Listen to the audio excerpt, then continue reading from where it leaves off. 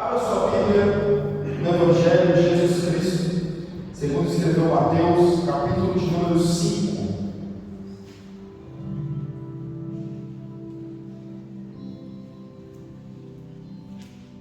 Amém? Todos acharam Mateus capítulo 5? Vamos ler do versículo 13 ao versículo 16, uma palavra muito conhecida de todos os irmãos.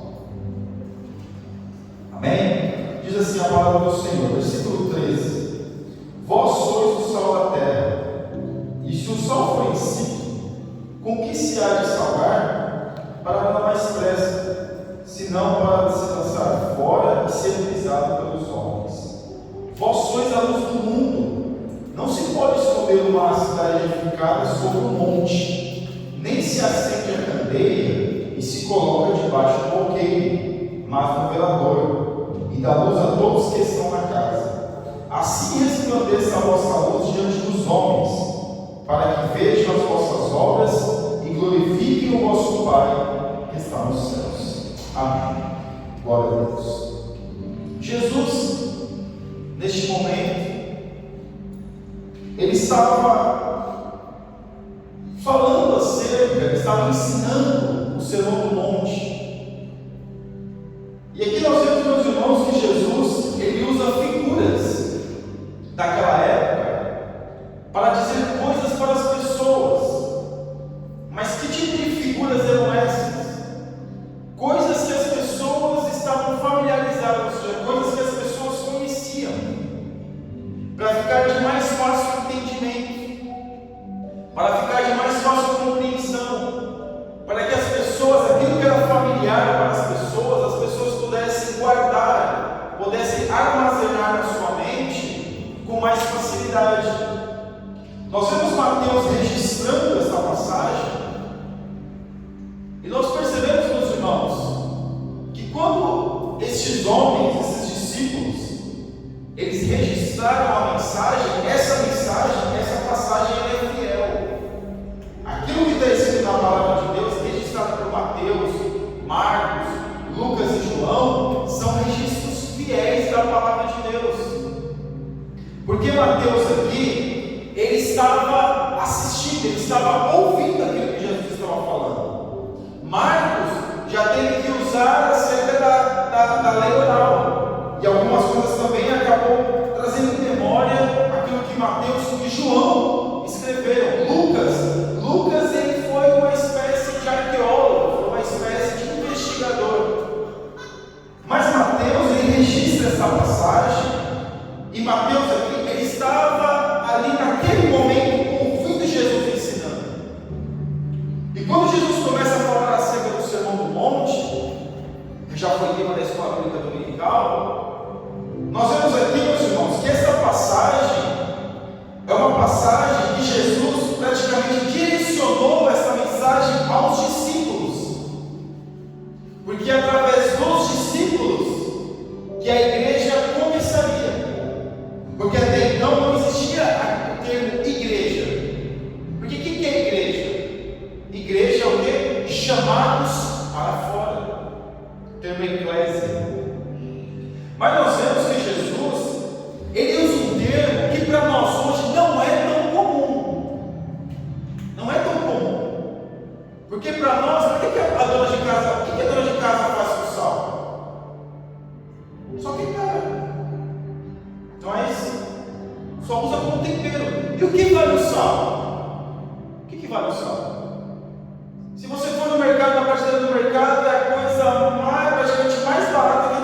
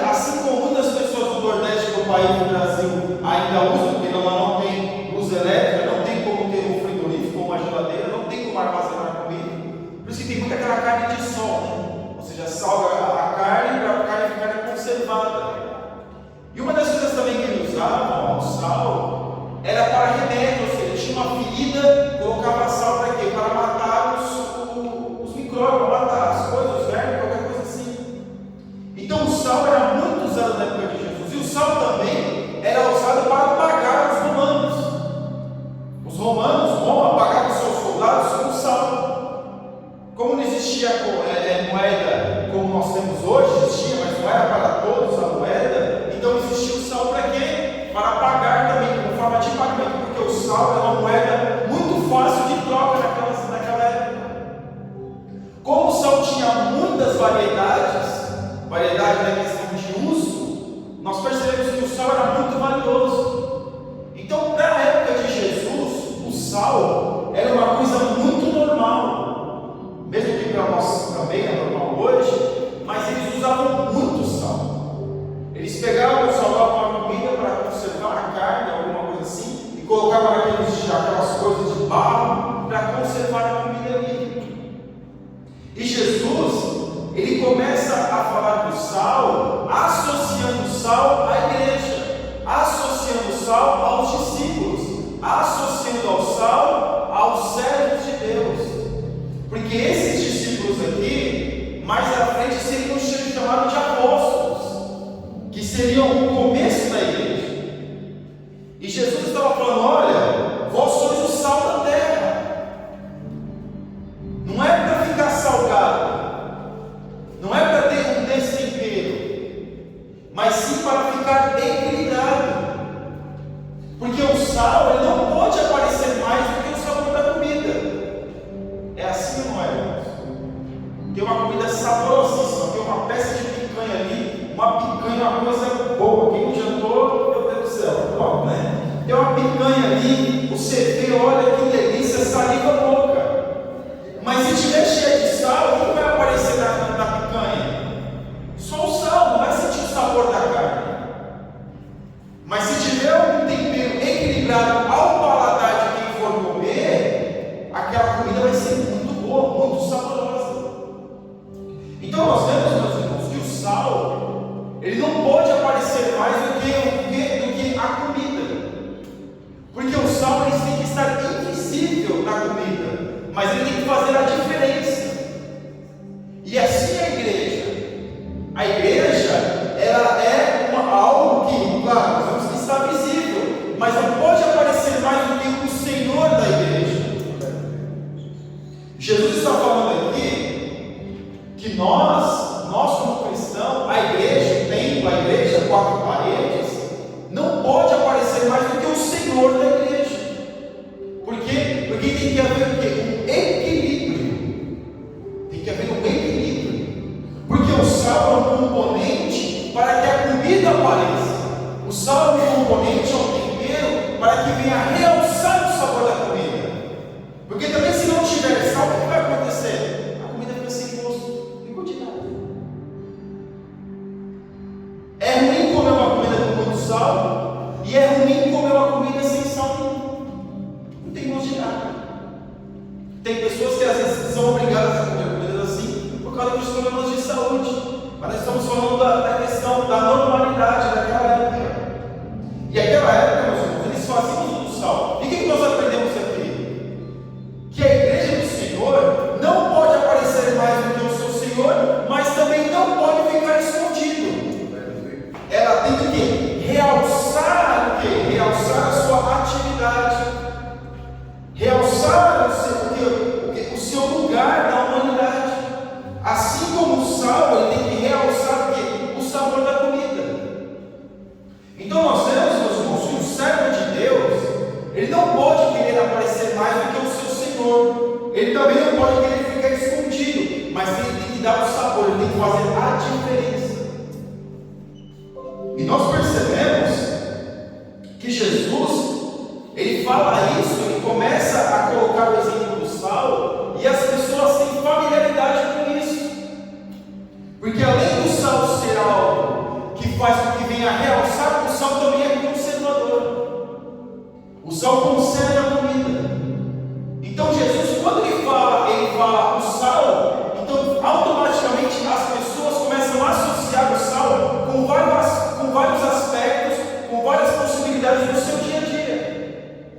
Então o sal aqui é algo que é para conservar. Conservar o quê?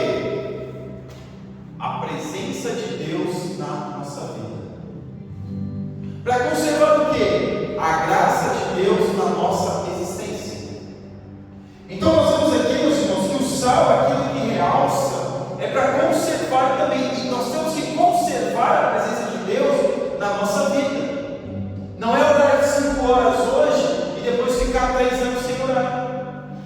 isso nós temos que orar é algo que nós temos que fazer constantemente. Não é ler a Bíblia uma vez na vida e falar, já li a Bíblia, já li a Bíblia uma vez, para mim já está bom. Não, é ler a Bíblia constantemente, porque isso faz o quê? Conserva a presença de Deus na nossa vida.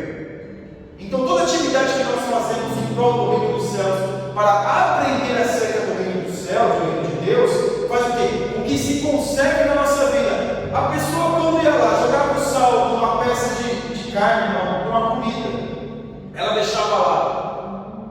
E se ela tivesse outra, aquela peça que estava cheia de sal, também ia conservar a outra? Claro que não. Ela teria que jogar sal naquela comida que ela armazenou e na outra comida que ela iria armazenar. Então veja que o sal, hoje para nós, o sal não tem valor assim. A irmã vai jogar na comida lá, a mulher ou quem tiver que jogar na comida, tudo certo. Mas o sal, as propriedades do sal daquela época era conservar. É por isso que é necessário, é importante nós conservarmos a presença de Deus na nossa vida. Porque nós temos que aplicar a palavra de Deus, nós temos que conservar a palavra de Deus todos os dias, para não sermos destemperados. Para não sermos pessoas que quando vai se comer a comida, se não tivesse só naquela época, o que acontecia com o alimento? Apodrecia. Então, se não há conservação de um alimento, o que acontece com aquele alimento? Ele apodrece. Alguém consegue comer comida podre? Não. E isso é muito fácil de nós identificarmos o quê? Quando um cristão ele é conservado pela palavra de Deus. Quando um cristão é conservado pela palavra de Deus, ele pode trabalhar, meus irmãos. Eu digo trabalhar porque é um ambiente que nós convivemos, muitas das vezes, sendo até obrigados a conviver. Aquilo que onde ele está não afeta a sua fé, não afeta a sua vida com Deus. Porque é muito negativo quando nós vemos pessoas cristãs que estão no meio de algumas pessoas que não são cristãs, até mesmo no trabalho, e pelo fato de as pessoas usarem palavras, usarem termos, fazerem piadas, a pessoa cristã ela se envolve com aquilo. O que nós vemos? Não está conservado o quê? Na presença de Deus. Acaba apodrecendo. Mas se eu estou lá e eu tenho que, para me familiarizar, para me interagir com as pessoas, eu tenho que ser assim, eu tenho que ser assado, eu tenho que falar palavrão, eu tenho que dar risada de piadas imorais, eu tenho que assistir coisas que não têm a ver com a minha fé, para eu poder interagir com as pessoas. Não é assim, porque quando nós não somos conservados no sal, conservados na presença de Deus, a nossa vida espiritual vai o quê? Apodrecendo, vai morrendo. Porque uma carne apodreceu, que é uma carne morta, que não serve para nada. Então Jesus ele usa essas propriedades aqui para quê? Para dizer para as pessoas algo espiritual e profundo.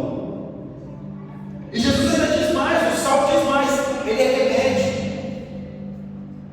A palavra de Deus, ela faz a diferença, a palavra de Deus, ela conserva a presença da nossa vida, e a palavra de Deus, ela é remédio para curar as nossas doenças. E aqui o sal se usava, principalmente numa guerra, quando o soldado se feria com uma flechada, com uma espada, ou sofria uma queda, se colocava o sal, porque o sal também cicatriza a ferida. E nós vemos aqui que esse sal aqui, que é a presença de Deus na nossa vida, ele é remédio para curar as nossas feridas. Ele é remédio, meus irmãos, para tratar as nossas dores. É a palavra de Deus. Que é a palavra de Deus que atua através da vida do crente que vai e chega na vida de outra pessoa.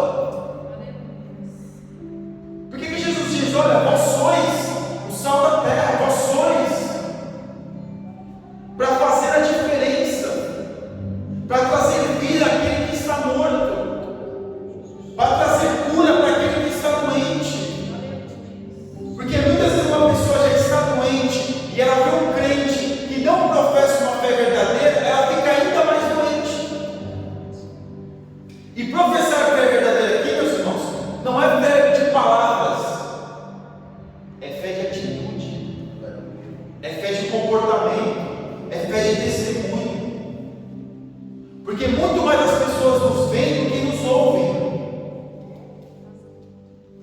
um certo, se eu não me engano, Agostinho, um frei agostiniano, não me recordo agora, no século VII, se eu não me engano, ele diz assim: olha, pregue o Evangelho, se possível, use palavras. Se possível, use palavras. Uma atitude, como diz o ditado popular, vale mais do que 1000 palavras. Então, muitas vezes o crente fica preso a falar, não precisa saber que eu sou crente, claro, com certeza, mas não é somente pelas nossas palavras, mas sim pelas nossas atitudes. Porque as pessoas querem uma referência, e o sal aqui era uma referência para várias coisas, inclusive para curar as feridas. E nós, meus irmãos, quando andamos na rua, quando nós estamos ali onde nós moramos, as pessoas sabem quem nós somos, as pessoas estão nos observando. Se você é um crente, vai para a igreja, está toda dia com a Bíblia debaixo do braço, as pessoas veem como isso uma coisa normal, mas se vê aquela mesma pessoa fazendo alguma coisa errada, aí já aponta o dedo. Mas peraí, você não falou que era crente? Como é que é isso aí agora? Ou se você está no trabalho e faz qualquer coisa errada, fala assim: mas peraí, você não é crente? Para ser crente assim? Você crente desse jeito? Então, quando Jesus fala, vós sois o sal da terra, ele está dizendo que nós temos um protagonismo. A igreja tem um protagonismo. Os filhos de Deus, os servos de Deus têm um protagonismo. Mas não aparece o protagonismo daquele que está ali, mas sim do Senhor que atua na vida dele. Esse é o protagonismo. E Jesus ainda tem dito mais: vós sois a luz do mundo. Irmãos, para nós hoje é fácil. Nós pegamos aqui o interruptor, ligamos, é luz. Mas na época de Jesus, não era bem assim. Tinha um recipiente onde se colocava o azeite, acendia e ficava. Quando o azeite acabava a luz. Alguém viu no Brasil lugares onde não tinha apagão? Eu, quando era criança, tinha muito apagão. E é horrível, não é? Acho que será que essas crianças de hoje em dia, esses jovens, sabem o que é apagão? Acho que não, né? Imagine você ir lá, eu acho que se tiver tudo escuro, ele vai querer ainda carregar o telemóvel dele. Se tiver um apagão, vai colocar na tomada para ver se carrega o telemóvel. E se não tiver nada, se não tiver o telemóvel, não tiver a televisão, não tiver o computador, não tiver tudo escuro, ele não sabe o que fazer. Não sabe nem parar para pensar na vida. Mas nós vemos aqui, meus irmãos, que quando Jesus lhe dá essa propriedade da luz do mundo, se eu não me engano, a lâmpada, a luz como nós conhecemos hoje, só foi inventada acho que no século XVIII, Thomas Jefferson, se eu não me engano. Antes disso, era muito difícil, não era qualquer lugar que tinha luz, tudo era muito precário. Se nós vemos essa precariedade toda no século XVI, no século XV, imagine na época de Jesus, onde eles usavam muito lâmpada de azeite. E veja que Jesus ele fala o quê? A luz, hoje nós temos luz e está tudo iluminado. Mas se apagar todas essas luzes, o que você vai enxergar? Nada. A luz ela tem o quê? Resplandecer nas trevas.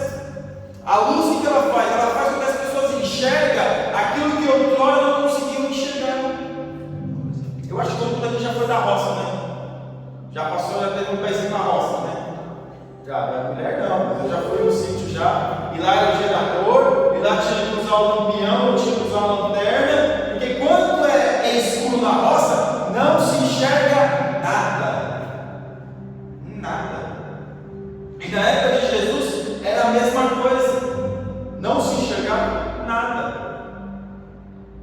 E aqui Jesus fala: vós sois a luz do mundo. É claro que de dia as pessoas conseguem enxergar, tem o sol que é o básico, né? Que é a estrela mais forte,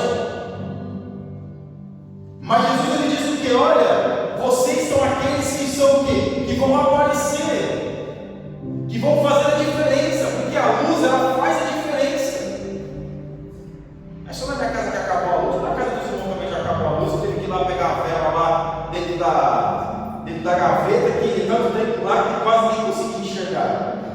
Hoje nós temos a questão do telefone, né? Se tiver a bateria lá, coloca na lanterna e enxerga.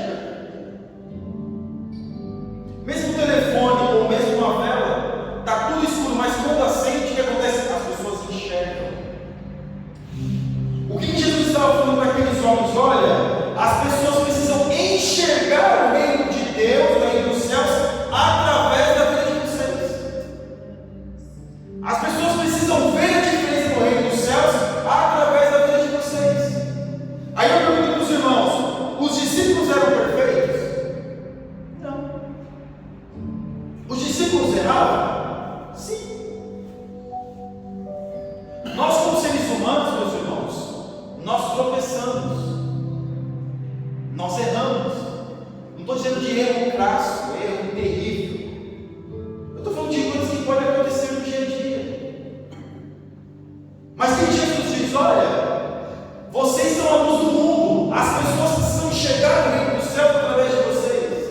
Um crente, quando discute com alguém, o que ele faz? Vai ter que pedir perdão para aquela pessoa. O crente, quando fala alguma coisa de errado, ele vai pedir perdão para Deus.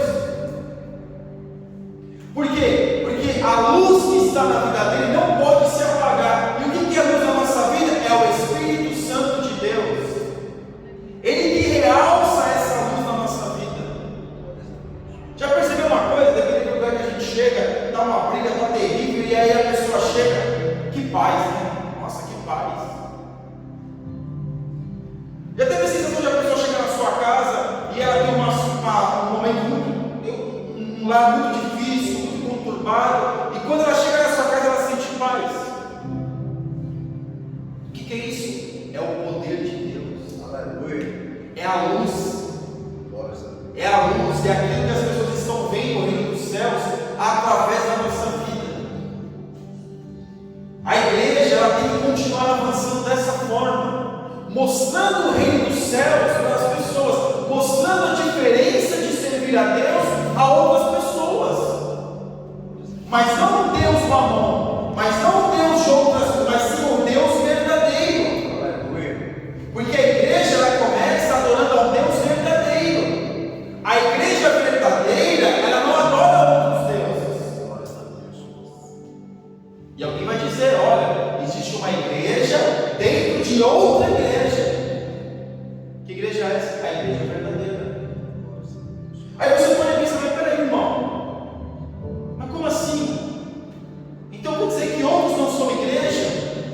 Então quer dizer que tudo isso que está acontecendo aí fora, esses escândalos, essas coisas todas, e muitas pessoas são levadas a esses ritos de doutrina, mas não é reino dos céus. A pessoa muitas vezes entra num segmento desse, e quando ela começa a abrir a sua mente, ela não fica ali, ela vai para um outro lugar onde se realmente pega a palavra de Deus. Isso é uma forma coletiva. Mas o que Jesus quer que eles entendam é que vocês precisam fazer a diferença. E fazer a diferença de uma forma positiva. O crente ele tem que fazer a diferença de forma positiva. No seu linguajar, no seu tratar, na sua educação, no seu se portar, no seu andar, no seu falar, em tudo. Mesmo que muitas das vezes ele erre uma coisa ou outra ali, cometa um erro, mas não é um erro que vai deturpar a sua vida perante as pessoas. E nós vemos aqui Jesus falando que não tem como, para que você vai pegar uma luz e vai esconder debaixo da cama. Alguém faz isso, irmão? Você vai lá, está tudo escuro da sua casa. Aí você pega lá, acende a lanterna no telemóvel e coloca dentro da geladeira. Ou coloca dentro do armário. Alguém pega uma luz e coloca dentro do bolso. Já viu aquelas pessoas às vezes que esquecem que a lanterna está ligada, está o bolso aqui, aí está aquela lanterna. Está iluminando o quê? Alguém pega uma vela, meus irmãos, e esconde dentro da casa de banho, deixa lá e fecha a casa de banho para ficar tudo escuro, e só a casa de banho. Se a pessoa estiver lá, ainda é justificável. Mas a pessoa não está naquele cômodo, está em outro cômodo. Ao invés de ela iluminar aquele cômodo, não, está iluminando o cômodo que ela não está. Serve para alguma coisa essa luz? Não. Então Jesus fala: olha, não tem razão de ser, né, usando as nossas palavras, não tem razão de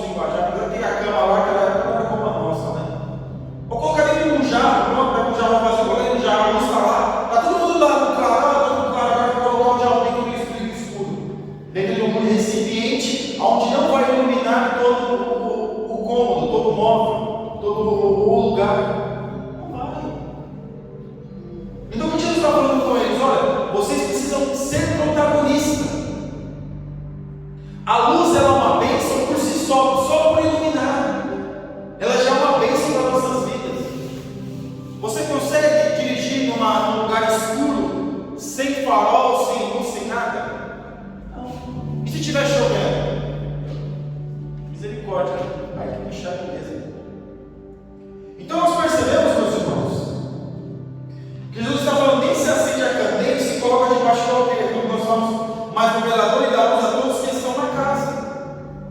Então o cristão, ele tem que ser bênção para ele e tem que ser bênção para os demais. O cristão tem que ser bênção para ele e tem que ser bênção para a sua família. Porque muitas vezes as pessoas só querem ser bênção para si mesmos e não querem ser bênção para a sua família. É como o marido, ele só quer ser bênção para ele, mas não quer ser bênção para a esposa, não quer ser bênção para os filhos. Então Jesus está falando, olha, e dá luz a todos que estão na casa, ou seja, todos precisam enxergar, todos precisam ver. O cristão, ele não pode se esconder, o cristão, ele não pode se abster. Ele precisa ser crente, precisa ser fiel em todos os lugares, e não ser fiel só para si mesmo, ele tem que ser fiel a Deus para que todos possam ver Jesus na sua vida. E isso, quando nós fazemos isso, nós estamos fazendo o quê? Cumprindo aquilo que está na palavra de Deus. Cumprindo aquilo que está escrito na palavra de Deus. E Jesus, no capítulo do versículo 16, vai dizer: assim resplandeça a vossa luz diante dos homens, para que vejam as vossas boas obras e glorificam o vosso Pai que está nos céus. Assim resplandeçam as vossas boas obras e glorificam o vosso Pai. Ou seja, quando nós fazemos alguma boa obra, não é para que nós venhamos aparecer, não é para que nós venhamos ganhar o mérito, não, é o nosso Pai que nos proporcionou este momento, que nos dá a oportunidade de fazermos o bem. É Ele que vai ser glorificado, é Ele que vai ser engrandecido. Eu sei, meus irmãos, que hoje muitos estão entristecidos por alguns segmentos que estão trazendo escândalo. Eu sei que às vezes muitos estão desanimando. Eu também já estudei sobre o fenômeno desigrejado, porque muitas pessoas estão o quê? Estão desanimando com a igreja coletiva. Mas saiba que a igreja coletiva é ela que vai rompendo. Porque Jesus não chamou ninguém para ser crente em si mesmo. Porque a igreja é o que é chamado de para fora. Mas eu sou melhor assim, agora que eu sou feliz. Mas vai ser crente para si mesmo? Vai esconder a luz em si mesmo? Jesus quer que nós venhamos ser coletivos. Aqui Jesus está falando de uma forma individual e também de uma forma coletiva. Porque o crente, ele tem que sim fazer aquilo que é de melhor, fazer aquilo que é a obra de Deus que é de melhor, mesmo que as pessoas não reconheçam. Perceba uma coisa, como eu já falei, se as pessoas veem aquilo que nós estamos fazendo de bom, é como se fosse uma obrigação nossa. Mas se você der, se nós dermos qualquer derrapada, pronto, eu já tenho um monte de dedo para apontar. E não era no mundo, não, meus irmãos. Às vezes, é dentro da igreja. Então Jesus está falando, olha, que a vossa luz resplandeça. Nós precisamos sim, meus irmãos, que as pessoas precisam ver e enxergar Cristo na nossa vida. As pessoas precisam enxergar Jesus na nossa história. As pessoas precisam ver Deus, que o Deus que trabalhou na nossa vida também pode trabalhar e curar a todos. Mesmo que as pessoas não queiram Cristo, elas precisam ter a oportunidade de ver Jesus na nossa vida. Porque muitas vezes as pessoas pensam: para que eu vou ser fiel? Ninguém está nem aí para o Evangelho, ninguém quer saber. Este país, a pessoa está assim, se a pessoa. Não importa. As pessoas precisam ter a oportunidade de ver Cristo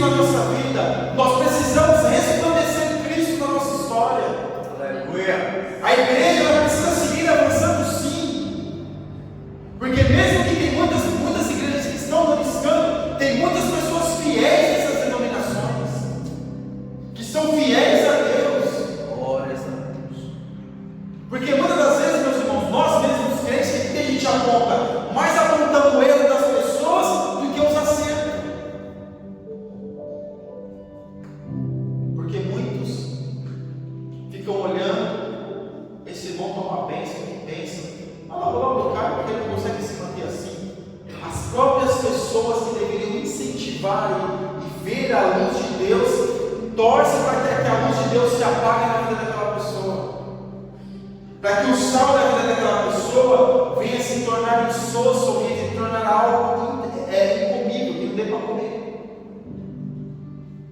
Então perceba que Jesus ele quer o quê? Que nós viemos tendo o quê? O equilíbrio. Mas nós precisamos sim deixar Jesus resplandecer na nossa. Aleluia! Eu conheço, meus irmãos, pessoas que às vezes estão no meio das pessoas e usam palavras totalmente baixas. E já vieram me falar, esse aí é crente? Não, não pode ser crente. Para mim é triste, eu não fico feliz para dizer, mas como quem diz, você é crente fiel e ele não é, não, eu me sinto triste. E é triste nós vermos isso. É triste. Ninguém pode se alegrar com o pecado que a pessoa cometeu, com o pecado alheio. Nós temos que orar pelas pessoas. Porque se a luz dela está se apagando, vamos orar para que Deus possa derramar azeite e que ele venha ter luz outra vez. Se o sal acabou, que nós venhamos orar para que ele venha ter sal outra vez. Então, meus irmãos, Jesus está falando, olha, vocês precisam fazer a diferença positivamente. Precisam falar do meu amor da maneira positiva, mas um amor que expresse um testemunho, que expresse uma vida com Deus. Só da pessoa falar, só da pessoa se portar, as pessoas já saberem identificar uma pessoa diferenciada, um cristão. Porque muitas vezes o cristão não precisa estar com a Bíblia debaixo do braço, com a Bíblia grande, na letra grande, e fala, nossa, ele é crente, ele não está muito da Bíblia dele. Não precisa. Porque o próprio Deus que trabalha na nossa vida, é Ele que vai aparecer. Aleluia! E concluindo, meus irmãos, glorificar o nosso Pai que está nos céus. Aleluia. Glorificar o nosso Pai. Infelizmente, muitos querem glorificar a si mesmos. Infelizmente hoje muitos querem ser mais luz do que aquele que criou a luz. Infelizmente hoje querem agora para si, querem aparecer, querem se colocar como se ele estivesse fazendo diferença. Isso é entristecedor. Mas nós temos que saber que esse tipo de exemplo não são exemplos saudáveis. Mas o exemplo que nós temos que guardar é o exemplo da humildade. É Deus, é Ele, o Senhor, que precisa ser glorificado na minha vida. Eu preciso ter humildade. Se Deus me usou para curar alguém, através da minha vida eu curei alguém, através da minha vida uma pessoa, pessoas foram alcançadas, aí eu tenho que me colocar mais de joelho mesmo, em prol para que Deus venha a ser glorificado. Porque quem tem que ser glorificado, meus irmãos, com tudo isso, é Deus. É Deus que precisa ser notório, é a presença de Deus. Nós não somos nada. A luz, meus irmãos, sem o azeite, não tem luz. Se alguém não tiver, não tem luz. Se o telefone não tiver bateria, não tem luz. Se a vela não tiver um pavio, não tem luz. Se a vela não tiver um fósforo para acender a vela, ou combustível que acende, não tem luz. Então essa luz só resplandece na nossa vida quando Cristo está em nós. Aleluia. Quando Cristo faz a diferença na nossa vida. Glória a Deus. Nós não podemos aparecer mais do que Cristo, porque nós somos apenas servos, somos apenas instrumentos de Deus. E nessa noite saiba, e tenha a certeza, que nós somos a luz do mundo, nós somos o sal da terra, nós fazemos a diferença. Mas quando a gente for temperar, tem que ser algo que equilibrado. E quando a luz aparecer, é a luz de Cristo. É Ele que faz a diferença. E aqui Jesus, olha, falou, depois Jesus falou que vós sois, ele fala o quê? E glorifiquem o vosso Pai Pai que está nos céus. Ele fala que nós somos o sal da terra, nós somos a luz do mundo para quê? Para glorificar o nosso Pai que está. Aleluia! É Ele que é digno de honra, é Ele que é digno de glória, é Ele que é digno de todo louvor e de toda adoração. Louvado seja o nome do Senhor. Glórias a Deus. Louvado seja o nome do Senhor. Aleluia.